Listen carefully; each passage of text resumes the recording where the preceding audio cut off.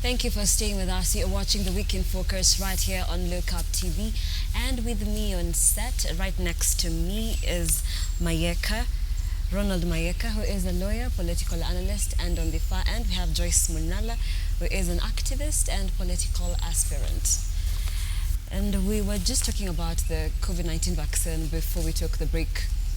So the first jab has already been rolled out, and we are waiting for the second round, which is supposed to come in after 8 weeks, according to the Ministry of Health. But now the AstraZeneca, which was being supplied from majorly from India, there's just the issue with logistics, and now they say that it might take longer than that. So I don't know what your thoughts are on the same, because the government, the Ministry of Health, picked AstraZeneca as the vaccine that we're going to use in the country to cover COVID-19. So what are your thoughts, Mayeka? If you look at what's going on, no?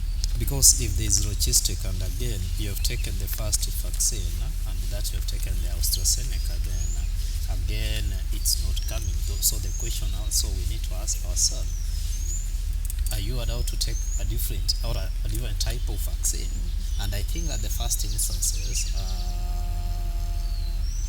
when they were giving public briefing, they say that you can only take from the same type. So my worry is, if it takes long, what are they going to do, and what will happen to those people who have already taken AstraZeneca vaccine? So to me, the government need to be serious, because this one, it deals with the life of people. So, and again, there's a time frame when you're supposed to take a second vaccine. Yeah. So for me, the government need to be serious. And if there's logistic issues, and they knew, because if people have taken the first vaccine, then it was supposed to be in their mind that maybe after 8 weeks, after 1 or 3 months, these people are supposed to take another one. So they were to bring enough vaccines so that when that time reaches, so that people already have, if now they were to face a logistic, but already there is a vaccine that will be rolled out waiting the other one to come. So for me is that they need to get serious when it comes to the life of people. It's not something that you can just joke with. So, and again, saying that you cannot be able to be vaccinated with another one, so it puts people in a very weird situation. So for me, the government need to be serious. This deals with the life. And there are many Kenyans who have received that first jab, and now of course they're scared, because then if you don't get a second jab, or if you get a jab from a different company altogether, then there are those fears. So do you think, Joyce, that the government is doing enough to assure people? First, on this issue of the drugs, I think the government is not serious.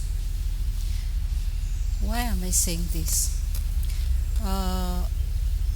The vaccines, they came around 1 million vaccines. And so far, as per Tuesday, we had 339,893 people who have already been vaccinated. And still there's a difference. Yet, the government is saying still a shortage. Where are the rest of the vaccine? Remember, we still have the COVID millionaires still on the ground. They haven't been apprehended. And for this vaccine, especially for the people who've taken the first vaccine, switching them to another regime of a vaccine, I think it will affect the treatment therapy. I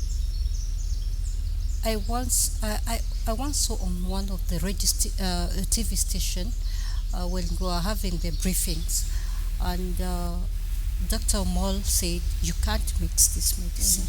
So it leaves those who are already vaccinated in a very awkward situation and a desperate one, because you never know it might also affect individuals, because we all, as individuals, the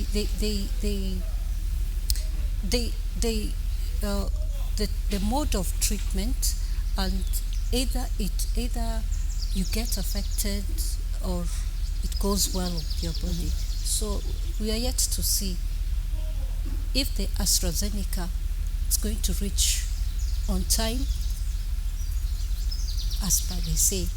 Okay. We are really hopeful. Okay, and we saw the deputy president last week on a TV interview, and his opinion was to bring as many vaccines as possible in the country, so that people can, as long as they have been approved by the WHO, because if people can afford to pay for expensive vaccine, then they should, and the ones that can't can now get the one that is free, the AstraZeneca that is being rolled out by the government. So what are your thoughts on the same? Just the country being open to the different types of vaccines that have been approved by the World Health Organization? You're looking what the deputy president was saying, and being open-minded, because at the end, after maybe the issue of COVID-19 subsiding one way or the other, what will not tell us that other vaccines will find their way to Kenya. So for me, allowing other types of vaccine is like we have different types of drugs, maybe treating a certain condition. So allowing other drugs in is not bad, but again, we need to regulate in a way. But we are not supposed to deny the others the opportunity to bring. But if there is the one that is being lulled by the government of Kenya, it's okay. But again, allowing and people decide. Having choice is good, and sometimes monopoly is not good, but this one is not being sold to the Kenyans. Then Kenyans will have the opportunity to choose. Should I go to take AstraZeneca? I'm the one which is being propelled by the deputy president. So for me, I don't have a problem. The most important thing that we need to look at was WHO, as it approved the drug that it's good. And again, I don't know the exact name of the other drug. Yes. So it's like 99 point something percent more than the other one. So again, for me, it's okay. I don't see a problem allowing as long as people are getting vaccinated just the way they want. It's okay. It's a decision that a person can be able to make. Yes, Joyce, what are your thoughts on what the deputy president said last week? Okay, I don't see a problem in, though still we might see other companies coming in with maybe not eligible vaccine getting into the country. That's also one fear. So the question of regulation again will come into play. Yes. So just depending on how the government can roll it out. Yes. If they'll be having a control, that's fine. But as long as they are on business, it's okay. Yeah. Okay. And then now let's move on to the Judicial Service Commission. It has been conducting interviews for the Chief Justice position. So even before we continue, what are your thoughts with the process so far? Because the whole process, the interviewers, from the panelists themselves, and people who are the 10 who are in the run to becoming Chief Justice. My take is, I think, if you have listened all the interviewers and the panelists, now they are conducting themselves. For me, first I will give them credit. They have conducted the process in a very good way. And again, looking at the interviewers and their way they are articulate, I can really say that we have great minds in this country in terms of the legal profession and the way they were articulating issues, the way, and now they want to transform the judiciary. So for me, I like it because look at the way Kome articulated the issues, look at the way Ngatia used to articulate the issues, the rights of Muni Wekesa and Chitembo, Mary Mbote. So for me, the process is good, but again now the question is they are faced with a dilemma again. there's regional parents, they need to factor in that. There is also issue of gender. So those things will be able to play in the process of appointing the CJ. So for me, the process has been going well, Okay. and the panelists have conducted the process in a fair way. And of course, it is a very intense process because Chief Justice, it's a very crucial position. And given that we're just a few months to the general elections, then having a Chief Justice right now, then that again is very crucial. Given the former Chief Justice, David Maraga, his highlight and the landmark was cancelling the presidential elections of 2017. So we are looking at the next Chief Justice, our elections marred with a lot of corruption allegations and a lot of rigging. So a Chief Justice at this point then coming in to fill very big shoes. Yes, Joyce, what are your thoughts on the process? Okay. My point, the process is okay. I've been seeing some being interviewed, which are very tough. But still, there is an issue whereby the JSC appointing the one who was chairing, the lady Professor Magenda. Still, they knew very well there was something to. There was something like that. There was a process of making them to stop.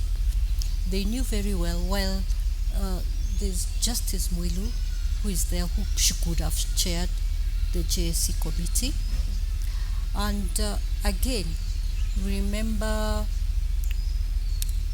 the revisiting of the judiciary. 2017. It was told they're going to revisit. What does that tell you? Are we going to have a weak judiciary come 2022 election? Will it be favoring the executive? So that's another point of checking. But we are yet to see how by next week, how it goes. Okay. And former Chief Justice David Maraga, he decried a lot of frustration by the government. You know, he cancelled the 2017 general presidential elections, and he was unpopular for that. So the incoming Chief Justice, do you think then Kenyans and, of course, people in the political sphere are ready for come what may?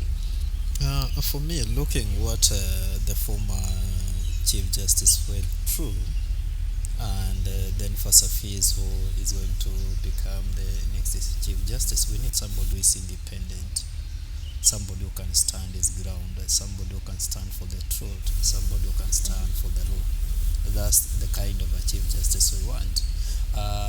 Some people respect and some people are only Chief Justice Maraga a very high esteem because of what he stood for. So for me, my expectation is the Chief Justice, incoming Chief Justice, need to be independent, need to be able to know that the people of the Republic of Kenya have the sovereign power, and they have delegated that power to the three organs of the government. They have delegated those powers to the judiciary. They have delegated the powers to the executive, and they have delegated those powers to the parliament. Then they are supposed to exercise this power on behalf of the people. So what is supposed to be there is checks and balances. So we don't want the kind of a judiciary which is directed or controlled by the executive. Then from there, if we have a weak judiciary, we don't have a government. If we have a very weak judiciary, then if you realize, I think it's back the year 2007, the reason why this country went to flames is because the presidential candidate did not believe in the judiciary. So if we have a good number of Kenyans who are not believing in the judiciary, then we are not less than a banana republic. So for me, the judiciary is key. in any country and in any progressive country. So we don't want a kind of a chief justice who will be able to compromise, who will be able to be controlled by the executive and parliament.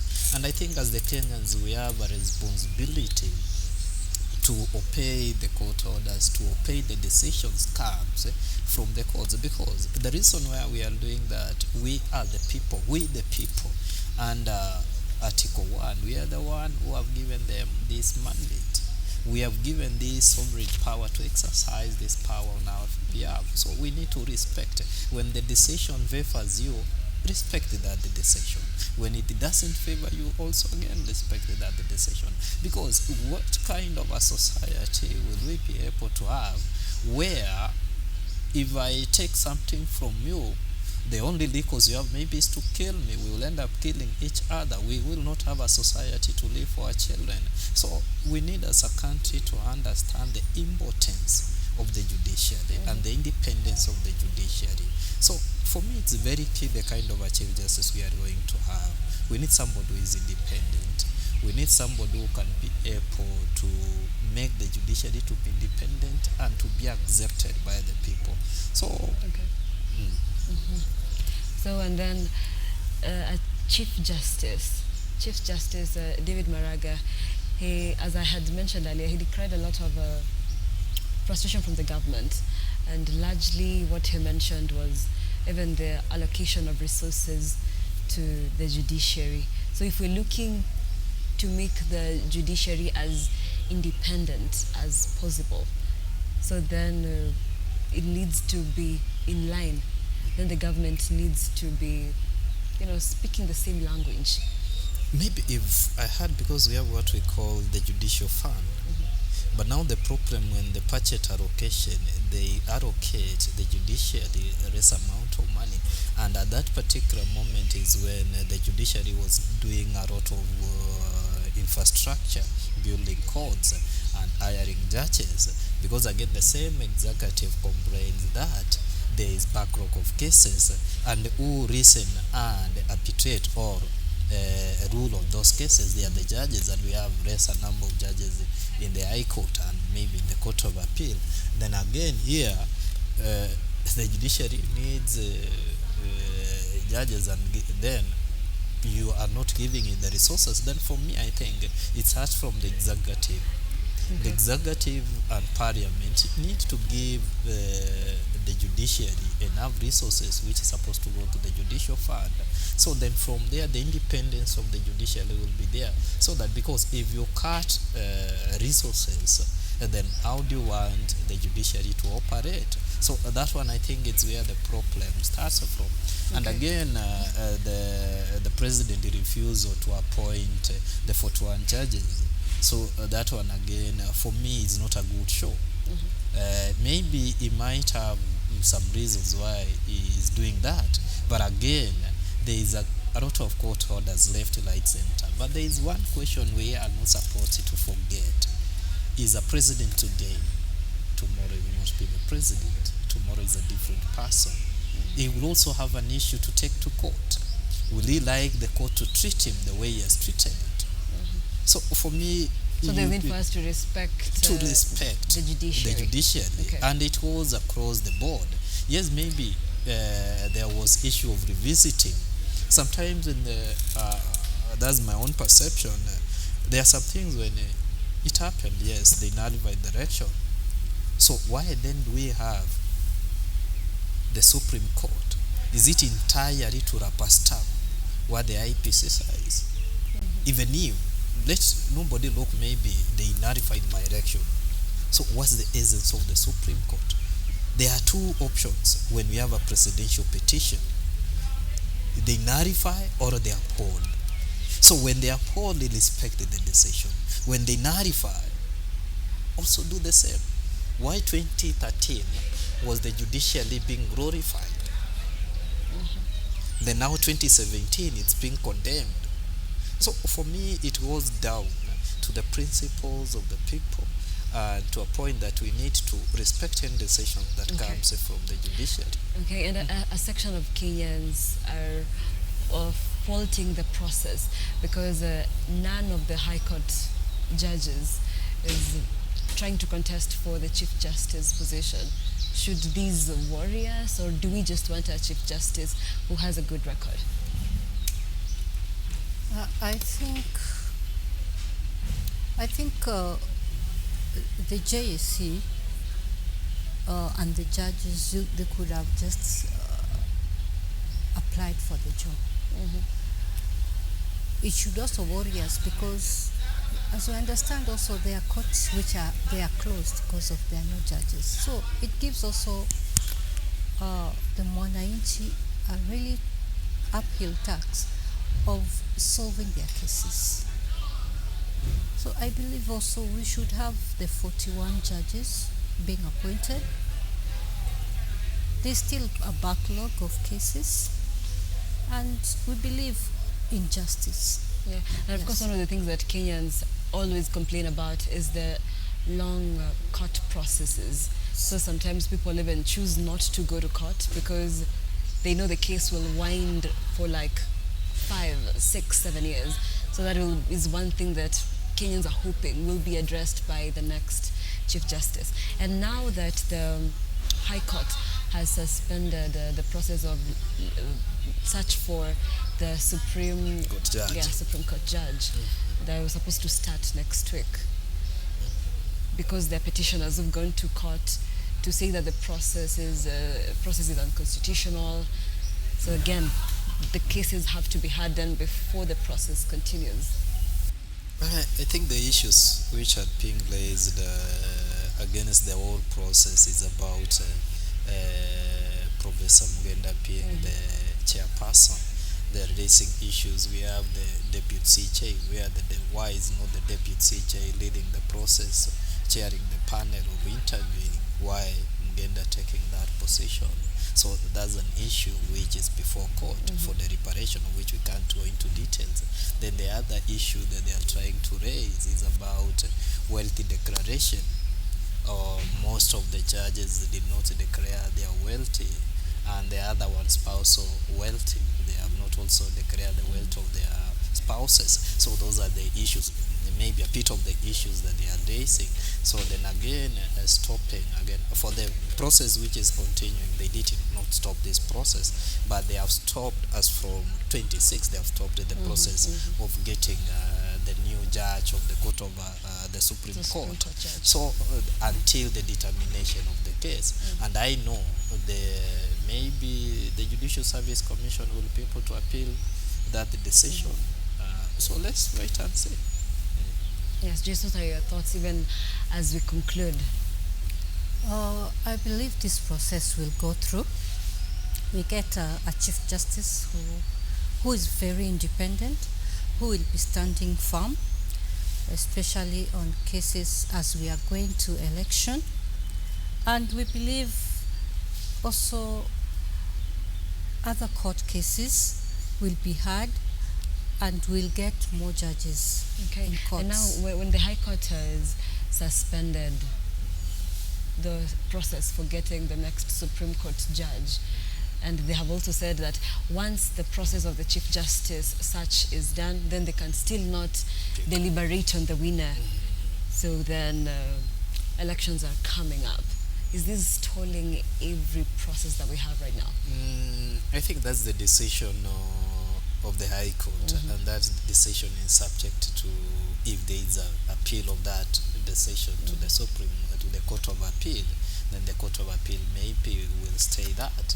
So it's just a matter of time that we will be able to know, because I know the advocates have already maybe gone to Court of Appeal appealing that decision. So it's just a matter of time we'll be able to know, but with a lot of certainty, the process will continue, because this process is very key. So, and the Court of Appeal will be able to look at the issues, to look at the gravity of the issues and the whole process. So for me, I think let's wait and see if they have appealed, what kind of a decision are we going to get from the Court of Appeal. Okay, and thank you so much for being part of this conversation. Yes, Joyce Munalo, activist and political aspirant for Olosirkonsha Linke Ward in Kajara County. And of course, Ronald Mayeka, who is a lawyer and political analyst. And that is it from us here on The Week in Focus. Our sign language interpreter has been Josephine Ouko. I am Nancy Nelimah. Thank you so much for watching. A very warm welcome. You are watching The Week in Focus right here on Lookup TV. And today on the program, we look at the High Court. It has stopped the ongoing JSC process of looking for the next Supreme Court judge. The processes were supposed to start next week, and now the High Court has halted the process as 4 petitioners moved to court to stop the same. And the BBI has faced a major setback, as now it appears that there are 2 drafts which are making rounds across the 47 counties. We'll be looking at what that means to the whole BBI process. Does it halt? What next for the referendum? And so much more. And joining me to discuss these issues further today on the program, right next to me is Ronald Mayeka, who is a lawyer and political analyst. And on the far end, we have Joyce Munala, who is an activist and political aspirant. Lady and gentlemen, welcome to the program. And let us dive straight into our conversation. Now, the Building Bridges Initiative Amendment Bill of 2020. By now, we were supposed to be heading to the referendum, but we had the court cases that were yet to be heard, and now there is a new card that has just been thrown in, that the only 12 counties received the correct bill. So Mayeka, what does this mean for the BBI process? Where did the ball get dropped? Thank you very much, Nelimah and Lookup TV, for having me today to discuss issues pertaining to our country, and more particularly to issues about the BBI report. Then we need to ask ourselves a very simple question. For example, amendment of the Constitution is anchored under Article 26 and Article 27. Article 26 talks about amendment by parliamentary process. Then Article 27 talks about amendment of the Constitution through a popular initiative. Now the bill that we have, it's amendment through a popular initiative. And then we don't forget Article 255. Article 255 tells us those that if the Constitution amendment touches, for example, in the issues of the territory, it touches on the issues of parliament, functions of parliament, issues of independent commissions. Then let us go back to Article 257. Article 257, it's very clear.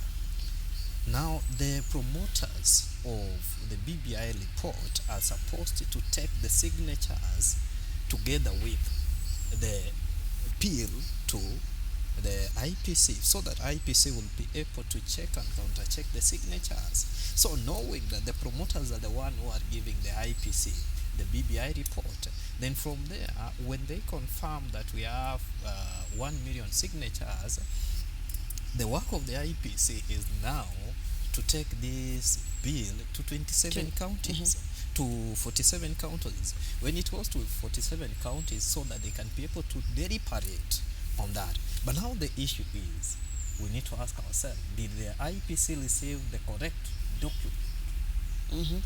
If yet they received the correct document, who did the printing of the other copies? Because I think they are supposed to give them 2 copies which are certified.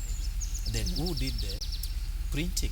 Then how comes the counties are, and who distributed it to the counties? And when you go to the counties, then in which format? In which format? Then, and again, how comes that the other counties have a different document and the other counties have a different document? Then now the question that comes in, already the 47, almost 47 counties have passed the BBI bill, and the bill has already been taken to the 2 houses. So the 2 houses are supposed to deliberate on this. But now, the document that is before, which was brought from the county assembly, is 2 different documents. So if there are 2 different documents, is Parliament capable of altering this document? I guess it's no. They are not supposed to do that. Then now we are in a dilemma which we don't know the way out. There are some scholars who are suggesting that the AG will be able to rectify some errors. I don't know which law as they trying to argue that the HE will be able to do that.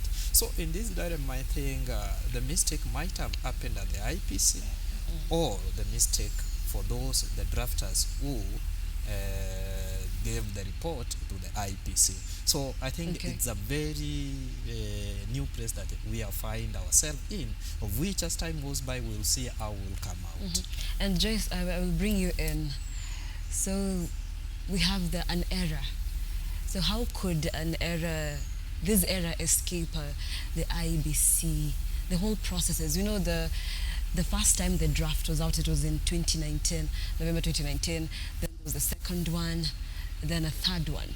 So all this time going to the IBC at Bomas, how did we miss this?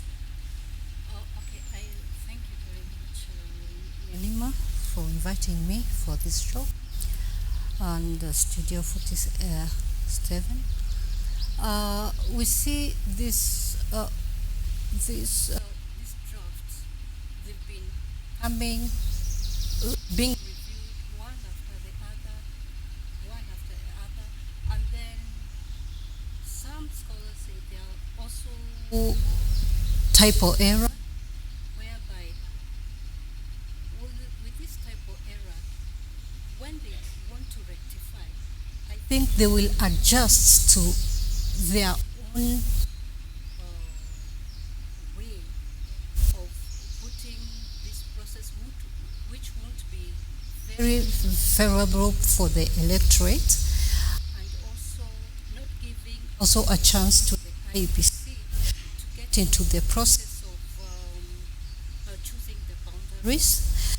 And also we find from the Bombers draft, we still had, even before the county, the time of the counties, we had different explanation.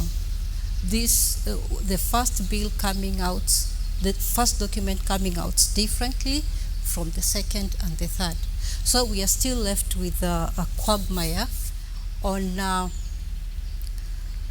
at the end of this process, who will suffer? We also have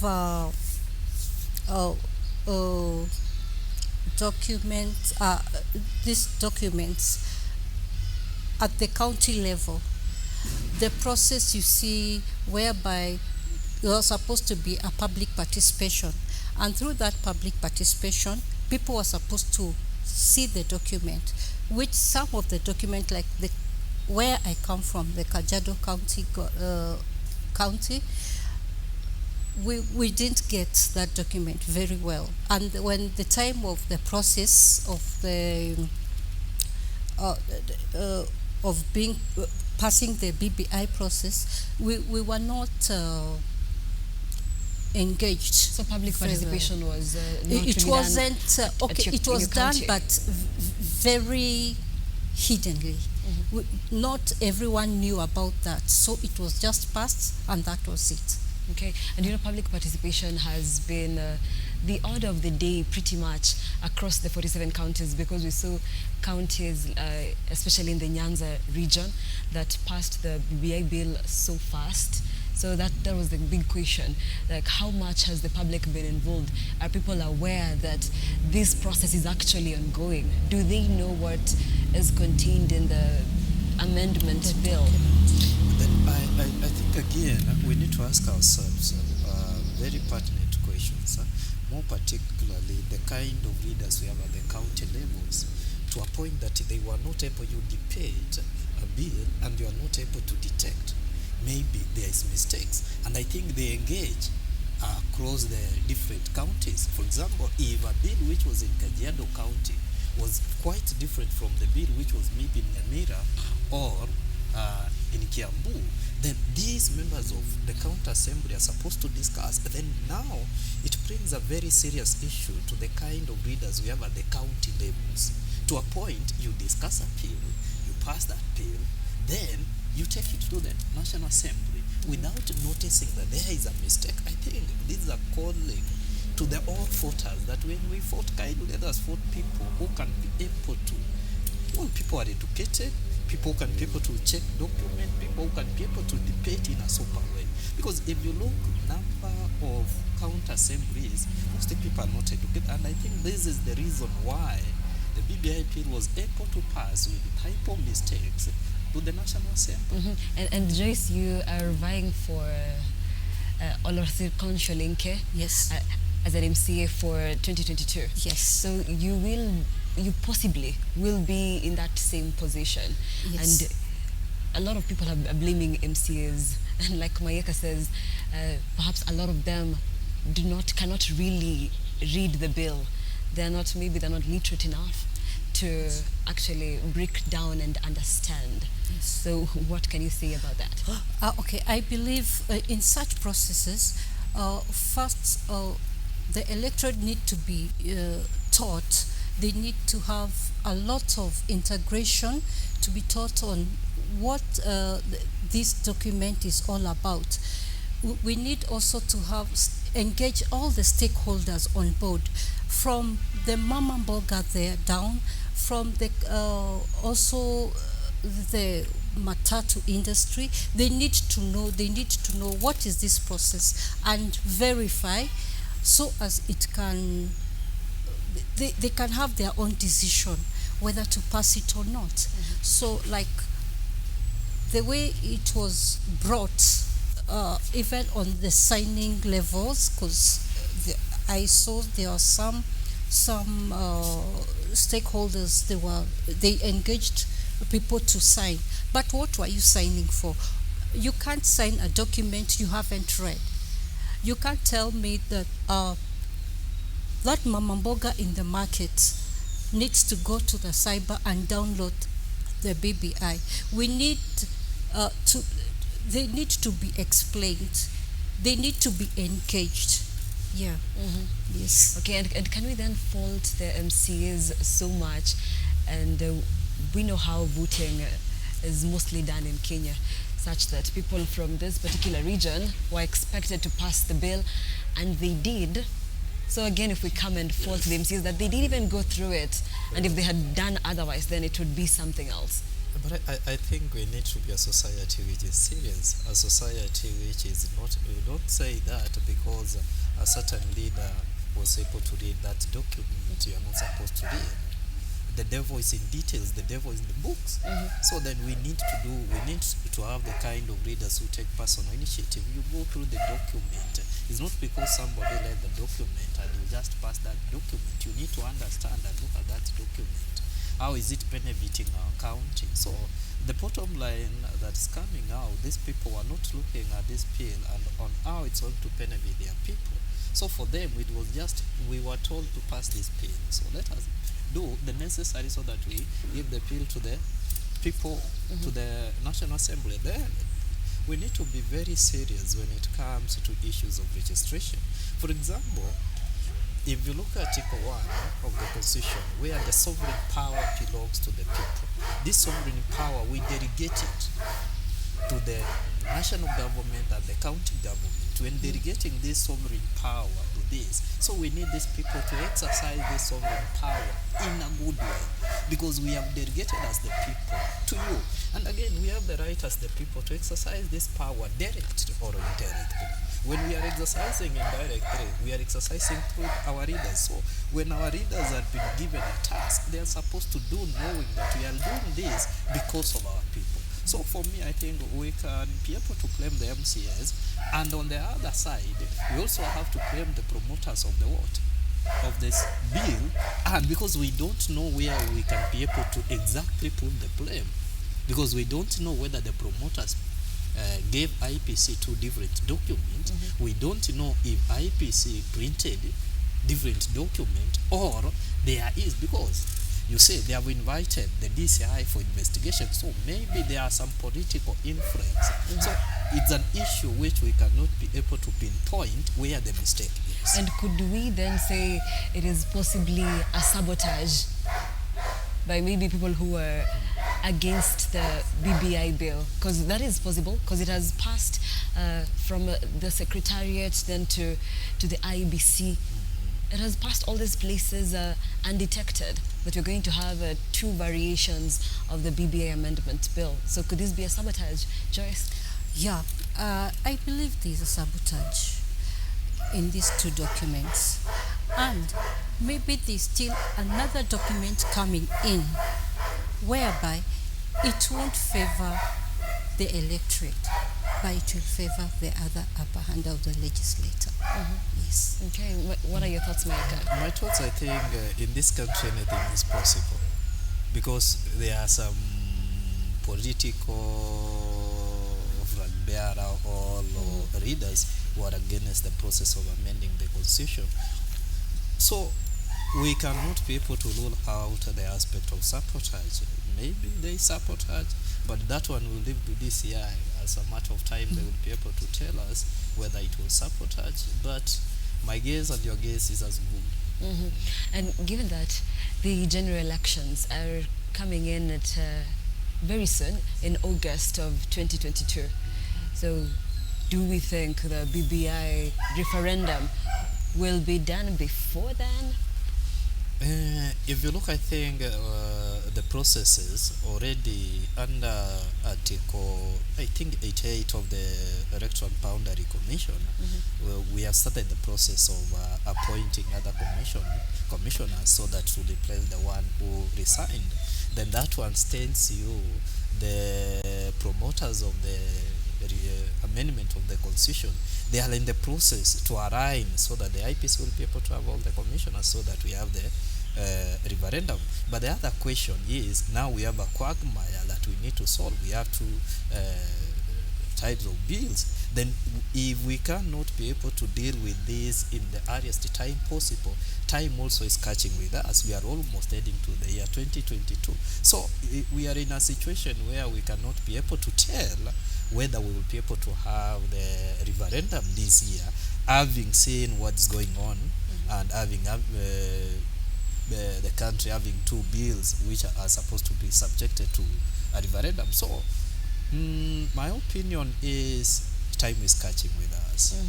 Time is catching with us. If we cannot be able to hurry up, we might not have it. Yeah, and just I don't know about what you think as an aspirant, because many people were waiting to launch, to launch their whatever seat they're vying for after the BBI, knowing if the BBI is going to pass, then maybe we'd have much more constituencies. Then your constituency might be divided into two more or something like that. So then where does this place you? Actually, it has really put me in a dilemma whereby I'm thinking, like, the word I'm vying for, it's quite big, and I'm thinking of, if it passes, the BBI passes, it will give me an easier task because of the region. Otherwise, passing all to the electorate, it's quite big, or Second is quite big. So we are praying the process to be fair and clear, so as we can start launching even after COVID. We prepare ourselves well, because we are in a 50-50 dilemma. We don't know where it will lie. We are only depending on these documents. Either it passes or not, so it will give us a way through. Yes. Okay, so does then the BBI stall the campaigns for 2022? For me, I don't think politicians always campaigning. Politicians, they are always in the move. Even after they win. Even they win. Immediately they win today, tomorrow they will start campaigning. So for politicians, I don't think. But again, that political environment, society continuing being in a political environment all along, then for me, what it will be able to affect is not going to affect the politician in any way, but it's going to affect the businesses, the economy, because we are in a political mood all along. So for me, it's not going to affect more, but politicians will continue campaigning, because the work of a politician is to it's politics. And then now for for the leaders, our leaders who are campaigning, we know Deputy President is campaigning. Okay, literally everybody is campaigning. Yes, former Prime Minister fronting the BBI agenda. But then can we say right now that they're faced with a moral dilemma? Because there is the COVID-19 pandemic third wave, which is hitting Kenya pretty bad. And then 2022 August elections cannot be moved any further. So they are right there.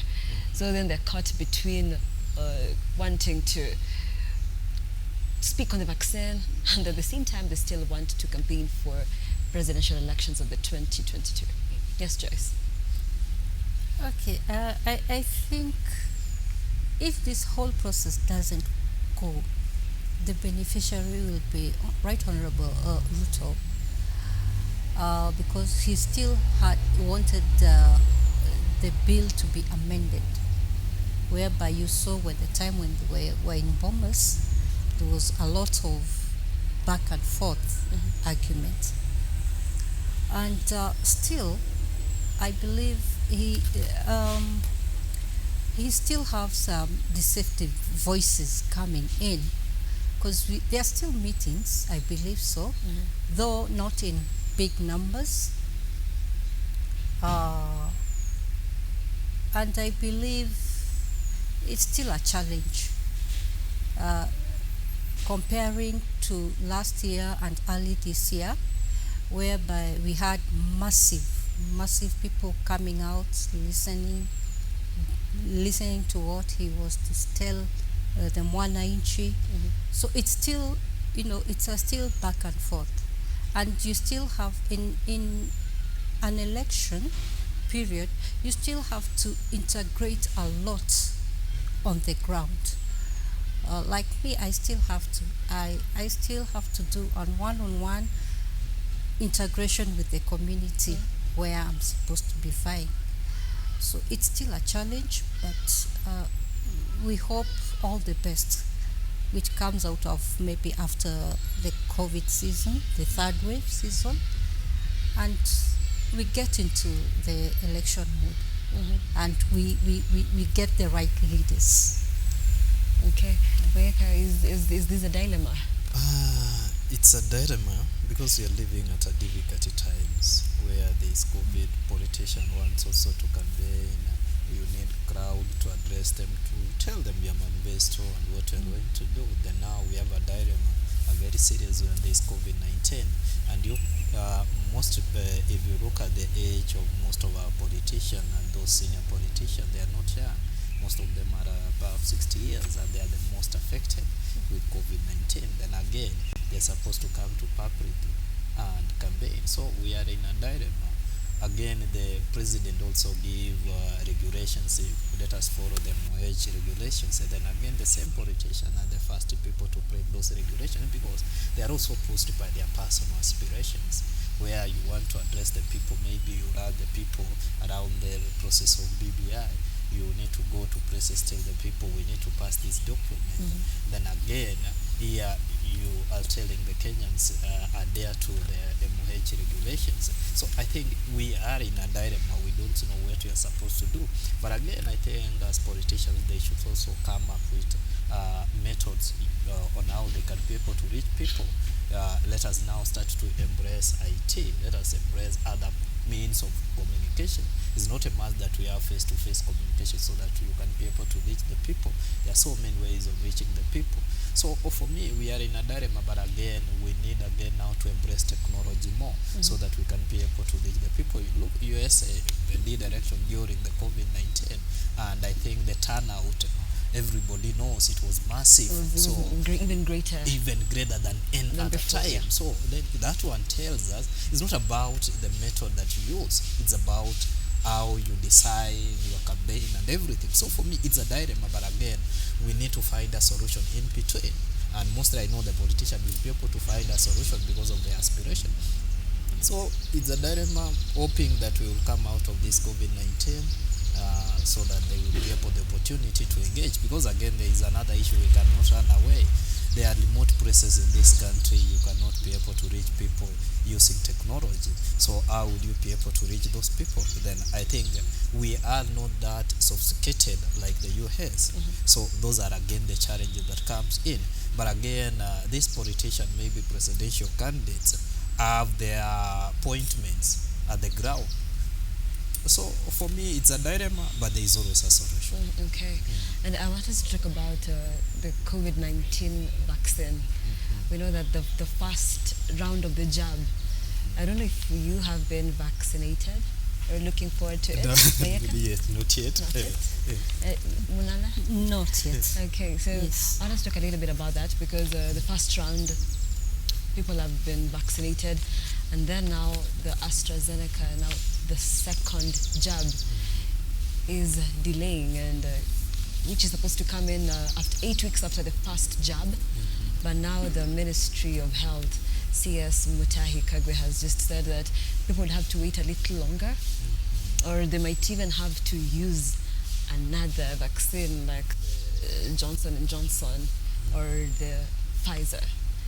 But we'll be looking at that just after the break. We are taking a short break here on the Weekend Focus. Today in the program, we are talking about the BBI bill that is now facing a major setback, with now 2 drafts that were making rounds around the 47 counties. So only 12 counties received the correct amendment bill. And also looking at the High Court, which has stopped or suspended the Supreme Court judge the Supreme Court judge auditions, the panelists. They're supposed to do the constitutions tomorrow. Can we take that again? Can we take that again? Yeah, Misho. In 3, 2, 1, action. We are taking a short break here on the Week in Focus. Today in the program, we have been talking about the BBI Amendment Bill, which is now facing a very major setback, with the 2 drafts of the BBI bill in the 47 counties, and only 12 counties received the correct bill.